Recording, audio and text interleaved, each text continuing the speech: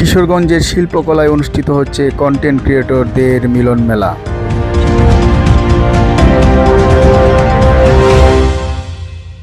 আজ সকালে 10টা থেকে কিশোরগঞ্জ জেলা শিল্পকলা একাডেমিতে শুরু হয়েছে দিনব্যাপী কন্টেন্ট ক্রিয়েটরদের মিলন মেলা।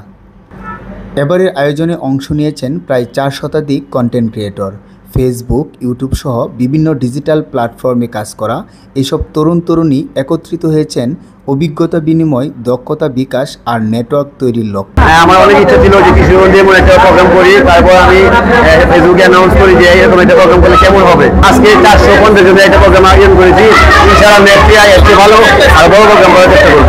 আজকে এটার মাধ্যমে সবার সাথে একটা মিলন মেলা হয়েছে, এটা খুব ভালো একটা আশা করি এতে করে আমাদের কন্টেন্ট ক্রিয়েশনের যাত্রা আরো ভালো হবে।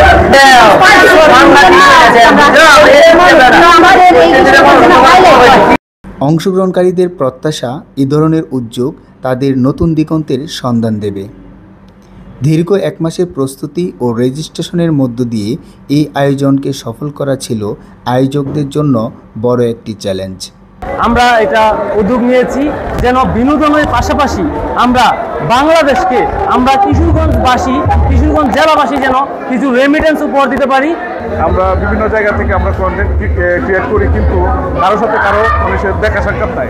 আজকে এখানে আসার কারণে আমাদের সকলের সাথে সকলের যে একটা মিলন মেলা হয়েছে, মানুষকে বিভিন্ন নতুন নতুন কন্টেন্ট উপহার দিব, দেখে যেন শিক্ষা লাভ করে। আমরা কিশোরগঞ্জের ভাই বোনেরা একসাথে হয়ে একটা মিলন মেলা আয়োজন করছি।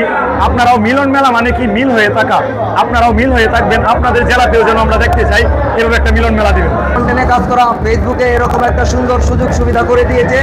সবাই তাদের কাজ মিলিয়ে আমরা যেন সবাই সফলতা অর্জন করতে পারি। আমাদের যারা এখানে কন্টেন্ট ক্রিয়েটর যারা উপস্থিত আছেন সকলের উদ্দেশ্যে আমার একটাই কথা ছিল যে আমরা কিশোরগঞ্জকে হাইলাইট করব। কিশোরগঞ্জকে যেভাবে হাইলাইট করা যায় আমরা সেইভাবে কার্যক্রমগুলো করব। ডিজিটাল দুনিয়ায় নতুন সম্ভাবনা তৈরি করছে কন্টেন্ট ক্রিয়েশন। নিজেদের মধ্যে অভিজ্ঞতা শেয়ার করা, নতুন নতুন পরিকল্পনা করা এবং নেটওয়ার্কিংয়ের মাধ্যমে কন্টেন্ট ক্রিয়েশনকে আরও শক্তিশালী করে গড়ে তুলতেই আজকের এই উদ্যোগ। শিল্পকলা থেকে আল আমিন, 1news24bt.com, কিশোরগঞ্জ।